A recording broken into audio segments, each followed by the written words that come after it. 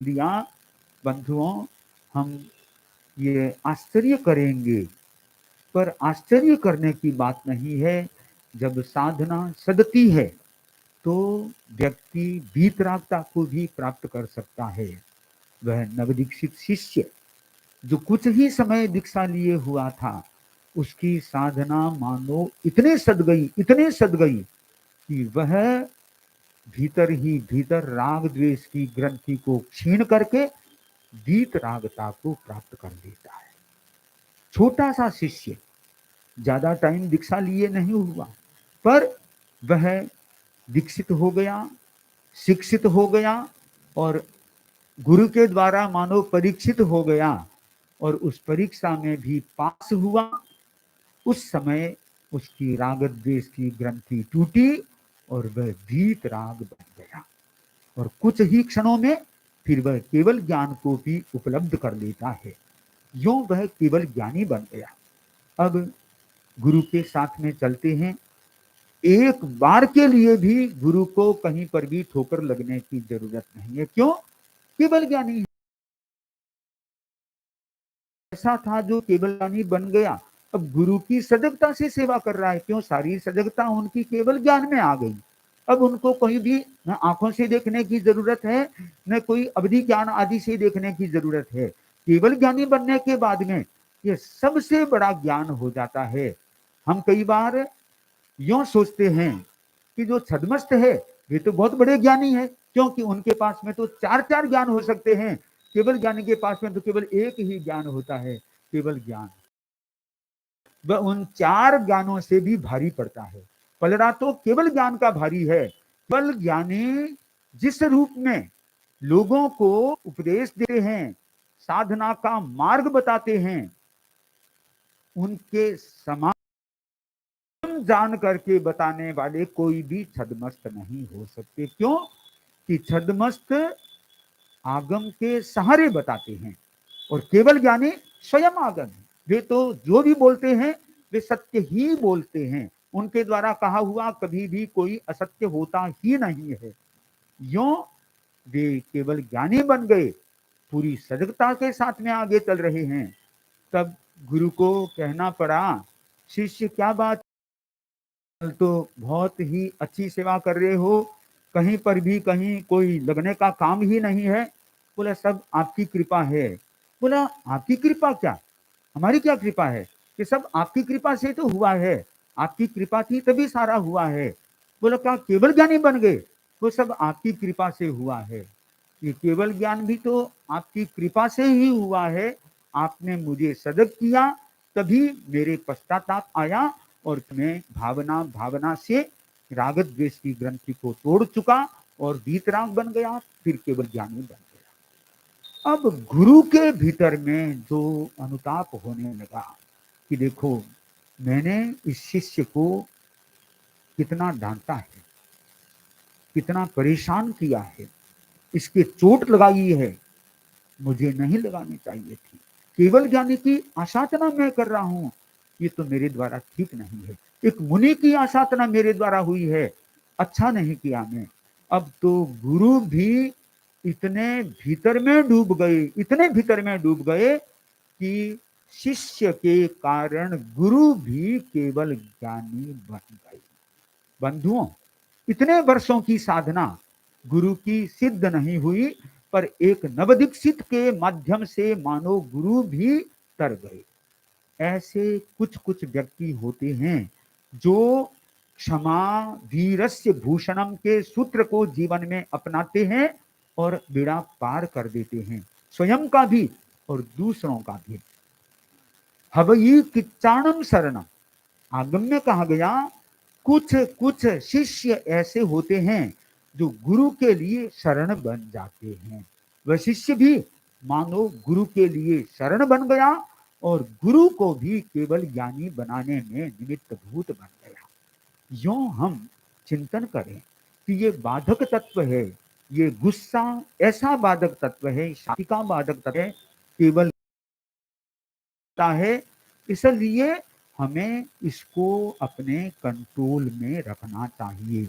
जो पारिवारिक शांति चाहते हैं उनके लिए भी गुस्से पर कंट्रोल, गुस्से पर नियंत्रण करना जरूरी होता है। दूसरी बात, मई इद्धि गारवे, अगला बाधक तत्व बताया मति, घमंड। किसी के पास में बुद्धि है, वह अपनी बुद्धि का घमंड करता है, यह घमंड भी सुख में बाधक तत्व बनता है। हमें उस बाधक तत्व को दूर करना चाहिए, अपनी बुद्धि का अभिमान नहीं करना चाहिए। अरे बुद्धि मिली है तुमको, उस बुद्धि का सदुपयोग करो, अपने अध्यात्म में बुद्धि को लगाओ, पर तुम बिना मतलब अपने बुद्धि को घमंड में क्यों लगाते हो? तुम्हारे पास बुद्धि है जाना, पर उस बुद्धि का सदुपयोग करो। यदि बुद्धि का दुरुपयोग करोगे, वही बुद्धि तुम्हारे लिए कर्म का बंधन कराने वाली हो जाएगी। तो मति का, बुद्धि का कभी भी घमंड नहीं करना चाहिए, और रिद्धि का कभी घमंड नहीं करना चाहिए। चक्रवर्ती के पास में तो बहुत बड़ी रिद्धि होती। चक्रवर्ती सनत कुमार का प्रसंग आता है कि उन्होंने अपनी रिद्धि का, अपनी रूप संपदा का अहंकार कर दिया, और अहंकार के कारण क्या स्थिति बन गई। सनत कुमार के विषय में जब देवलोक में इंद्र के द्वारा चर्चा की गई कि मनुष्य लोक में एक ऐसा व्यक्ति है, वह व्यक्ति इतना रूप संपन्न है, ऐसा रूप और किसी का भी नहीं है। देवता के मन में कुतूहल हुआ कि हम भी देख करके आते हैं। तो वे कुछ देवता, एक दो देवता मान लो नीचे, वे राजमहल में, राज दरबार में प्रविष्ट होने का प्रयास करते हैं। द्वारपाल कहते हैं हम राजा को पूछ के आते हैं। सनत कुमार के पास में वे पहुंचे और कहा कि बाहर कोई दो ब्राह्मण आए हैं, वे आपसे मिलना चाहते हैं, आपको देखना चाहते हैं। बोला ठीक है, आने। देखा तो सनत कुमार के रूप को देख करके वे एकदम आश्चर्यचकित हो गए कि इंद्र ने जिस प्रकार की इनके बारे में चर्चा की थी, वास्तव में ये रूप संपदा में ऐसे ही है। जो ही ये बात चली, तब सनत कुमार बोल पड़े कि आपने अभी मेरा क्या रूप देखा है? मैं तो अभी ऐसे ही आया हूं यहाँ पर। मैं जब सब शरीर का श्रृंगारित करके जब मैं राज्यसभा में बैठूं, उस समय मेरा रूप देखना। ये अहंकार उनके भीतर में आ गया। और इतने में वो दोनों देवता थे, वे ब्राह्मण के रूप में आए थे, वे बाहर चले गए और वे अपने राजभवन में जाकर के तैयार होने के बाद में फिर राजसभा में वे बैठ गए और कहा कि वे दोनों ब्राह्मण कहाँ हैं, उनको बुला लीजिए। खोजा, मिले नहीं, आखिर मिल गए तो दिव्य माया थी, वे कहीं पर भी छिप जाते, कहीं पर वापिस दृश्य हो जाते। तो कहा कि आपको महाराज भीतर में याद कर रहे हैं, आप अभी उनके रूप को निहार सकते हैं। ये भीतर गए। सनत कुमार अपने सिंहासन पर विराजमान थे। जो ही कुमार बोले, अब कैसा? बोला अब वो रूप नहीं रहा आपका, जो रूप पहले का था वो स्वाभाविक रूप था। ये आपका रूप नहीं है। ये आपका क्या रूप है? वह पानी मुल्तान गया, वह रूप अब कहाँ है? आप देखिए आपके शरीर में कितने गए हैं।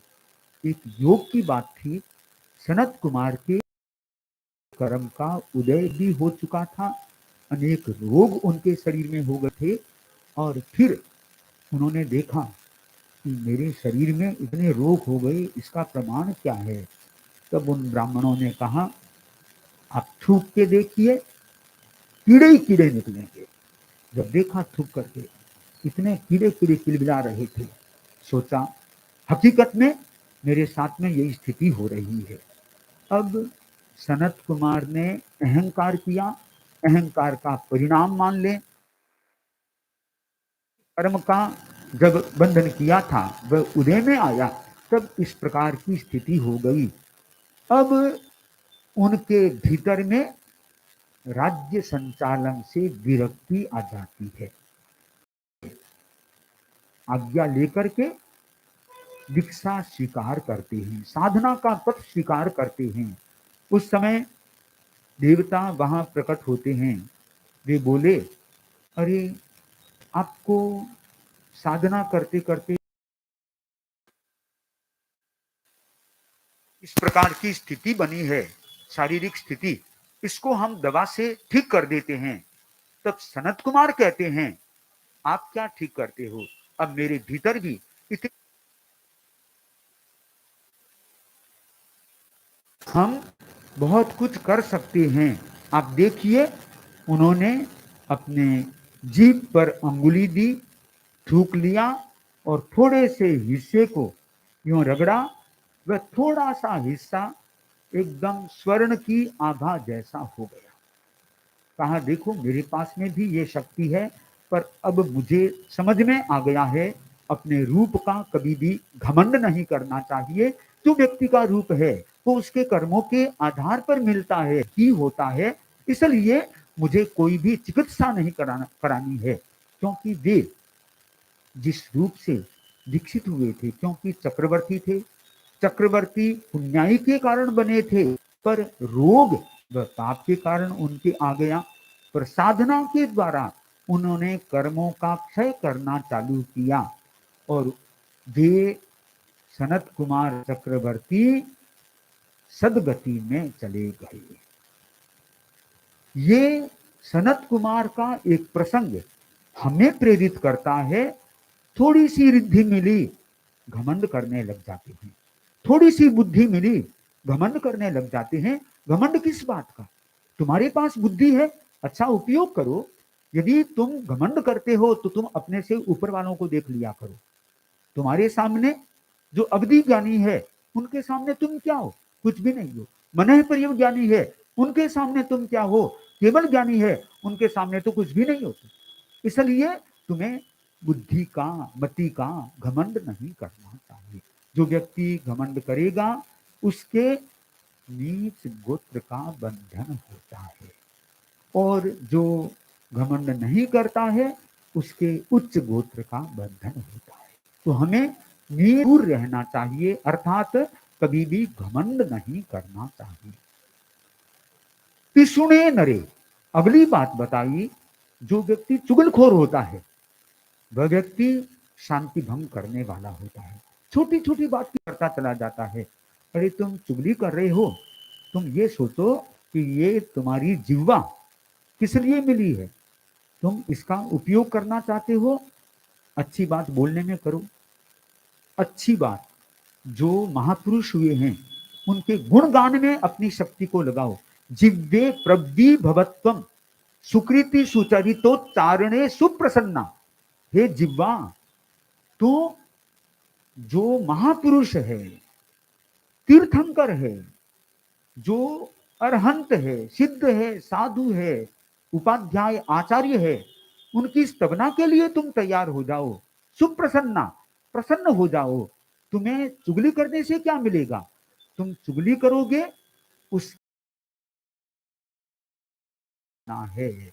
और चुगली 18 पापों में एक पाप होता है, कई शून्य पाप। ये चुगली करना पाप है। तुम इस पाप से बचने का प्रयास करो। जो ही पाप से बचोगे तो तुम्हारे भीतर में अध्यात्म बोलेगा। कभी भी चुगली नहीं करना चाहिए।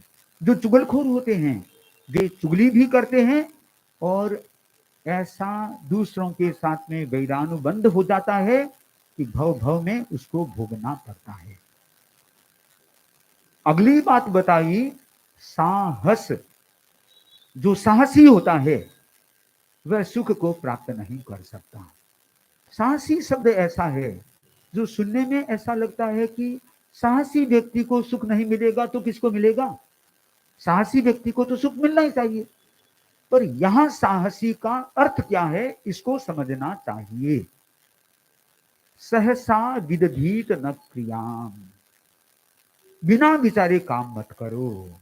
जो वह साहसी कहलाता है। बिना विचारे काम करने वाला साहसी कहलाता है। हमें ऐसा साहसी नहीं बनना है, हमें विचार पूर्वक कोई भी काम करना चाहिए। कुछ भी काम करें, हम धर्म भी करें, विचार पूर्वक करें। आचार्य तुलसी ने एक प्राकृत में सूक्त दिया था, विवेगे धम्म माहिए। विवेक ही धर्म है, विवेक धर्म है। हम विवेक के साथ में अपनी शक्ति को लगाएं। हम जितना जितना विवेक के साथ में अपनी शक्ति को लगाएंगे, उतना उतना हम विकास कर पाएंगे। विवेक नहीं है हमारे पास में, साहस करे, काम नहीं बनेगा। साहस उसका विवेक पूर्वक होना चाहिए। बिना विचारे काम करने वाला, वह तो काम तो कर लेता है, बिना विचारे करता है, पाप कर्म का बंधन भी उसके द्वारा हो जाता है। हमने यह भी सुना कि यह जो स्थान है, यह भी जयाचार्य से जुड़ा हुआ स्थान है। यहाँ प्रतिवर्ष कार्यक्रम होता है, भाद्रव कृष्णा द्वादशी का कार्यक्रम। तो द्वादशी का कार्यक्रम तो चतुर्मास में होता है। फिर आचार्य श्री महाश्रमण जी के युग में जब भी चतुर्मास होगा, उस समय यहाँ पर बारिश को कार्यक्रम हो तो हो जाए, वो तो फिर गुरुओं के हाथ में होता है। पर अभी तो जयपुर वासियों को जागृत रहने की अपेक्षा है। वे जागृत रहेंगे तो कुछ ही वर्षों में चतुर्मास मिल जाएगा, और सोए रहे तो फिर आप जानते हैं कि वह चतुर्मास तो किस पलड़े में जाता है, किस पल्ले में जाता है, कुछ कहा नहीं जा सकता। इसलिए स्थान का भी अपना महत्व होता है। जो व्यक्ति एक साहस करके अर्थात पुरुषार्थ के साथ में कार्य करता है, उसका एक अलग ही महत्व होता है। सुना कि यहाँ तेरापंथ युवक परिषद प्रतिवर्ष यहाँ पर काम करती है, और मुझे तो लगता है कि जयपुर का प्रतिनिधित्व करने वाली संस्था यहाँ पर जब काम करेगी, तो फिर जो जैन धर्म तेरापंथ से जुड़ा हुआ तेरापंथ समाज यहाँ का जयपुर का, वह उस कार्य में अपना क्यों नहीं योगदान करेगा, अवश्य करेगा। तो हमारे भीतर में साहस होना चाहिए। साहस अच्छी बात का, बुरी बात का नहीं। कोई बुरी बात का साहस करता है, अर्थात बिना विचारे कोई काम करता है, वह काम अच्छा नहीं होता है। अगली बात एक सुख के बाधक तत्व के रूप में बताई, हीण पेशने। ये हीण पेशने ऐसा शब्द है, पेशन मतलब आज्ञा, निर्देश। हीन अर्थात आज्ञा को थोड़ा सा न्यून कर देना। कैसे होता है, गुरु ने निर्देश दे दिया तुमको ये काम करना है, वह शिष्य उस काम में थोड़ा सा अपने आप को दूर रख करके करता है। मतलब कि अब तुमको वहां पर जाना है, वो वहां पर तो नहीं जाता, वहां पर अपने हाथ से कोई चीज उठाई नीचे से और उसको वहां फेंक दी, और भाई मैं, आपने फरमाया था मैं जाके आ गया। कि जाके कैसे आ गए, वहीं जाके आया था, मैं कहा था आप देख लो, वो मेरी द्वारा वह चीज वहां आपको मिल जाएगी। मैंने वहां पर, अरे वो चीज तो मिल जाएगी, तुम गए कि नहीं गए। ये आज्ञा को हीन करना है, इससे भी सुख दूर रहता है। आप कल्पना करें, पारिवारिक शांति के लिए आप लोग, जो अभिभावक है, जो परिवार का मुखिया है, वह छोटों को निर्देश देता है। अब आजकल तो मुझे पता नहीं निर्देश कितना देते हैं, या जे जैसा निर्देश देते हैं उतना अभिभावकों को करना पड़ता है, ये तो नहीं कह सकता। पर ये सामान्य यही बात रही है कि जो बुजुर्ग होते हैं, वे अपने बच्चों को, पोतों को एक प्रेरणा देते हैं, शिक्षा देते हैं, तुम ये करो। उसमें भी उनके द्वारा यदि आज्ञा का अतिक्रमण होता है या आज्ञा में न्यूनता होती है, निर्देश का पालन पूर्णतया नहीं होता है, तो फिर परिवार में सामंजस्य नहीं रह सकता, परिवार में शांति नहीं रह सकती, परिवार में सुख नहीं रह सकता। हाँ, ये जरूरी है कि पिता को पुत्र की बात को सम्मान देना पड़ेगा और पुत्र को पिता की बात को सम्मान देना पड़ेगा। दोनों एक दूसरे के सापेक्ष रहेंगे, कोई कठिनाई नहीं होगी। यदि सापेक्षता नष्ट हो जाती है तो फिर मान के चलिए सुख भी नष्ट हो जाएगा। हमें इस बात का विशेष ख्याल रखना है कि आज्ञा में कभी भी न्यूनता न करें। जो व्यक्ति साधना के मार्ग पर चल पड़ा है उसको तो गुरु के द्वारा विशेष ख्याल रखना ही पड़ेगा कि गुरु जो भी निर्देश दे उसका पूर्णतया पालन करने का प्रयास करता चले। यह पूर्णतया पालन करने का प्रयास उसके द्वारा होता रहेगा, उसकी साधना आगे से आगे बढ़ती ही चली जाएगी, उसको कोई भी रोक नहीं सकेगा। अगली बात है अदिठ धम्मे, जिसने धर्म को नहीं देखा है। तो धर्म को देखे बिना कौन सा सुख नहीं मिलेगा। तुम धर्म को भी नहीं जानते हो, सुख मिलेगा कहां से तुमको। और अंतिम बात कह दी गई है विनये अकोविये, अंतिम से ठीक पहली बात है विनये अकोविये, बहुत महत्वपूर्ण बात है। जो विनय में अकोविद है, विनय करना नहीं जानता, दोनों तरफ आप बात को बिठा सकते हैं। गुरु के पास में शिष्य है, वह गुरु का विनय नहीं करता है, इसका मतलब है वह उद्दंड है। पिता के पास में पुत्र है, वह यदि पिता की बात का सम्मान नहीं करता है, इसका मतलब है वह उद्दंड है, पिता की तवज्जो नहीं देता है। तो ये उसके लिए अच्छी बात नहीं है। जो विनय में अकोविद है तो वह सुख से दूर रहे। और अंतिम बात कह दी है कि असंविभागी नहुतस्य मोक्षो, जो संविभाग से दूर रहता है, संविभाग नहीं करता है, तो उसको मोक्ष नहीं मिल सकता, सुख नहीं मिल सकता। संविभाग, हमारे यहाँ पर अनेक प्रकार के संविभाग चलते हैं।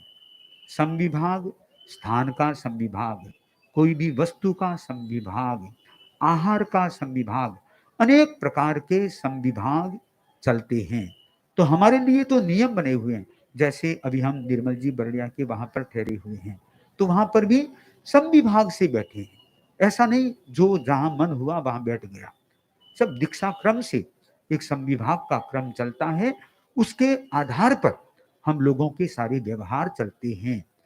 आहार के मामले में भी संविभाग होता है, स्थान के बारे में भी संविभाग होता है। ऐसे संविभाग अनेक चीजों का होता रहता है। और ये संविभाग यदि पारिवारिक सदस्यों में भी आ जाए फिर तो कहना ही क्या है। अब परम पूज्य गुरुदेव का संभवतः इधर से पादार्पण हो रहा है। एक बार हम सभी खड़े खड़े गुरुदेव का इंतजार करेंगे।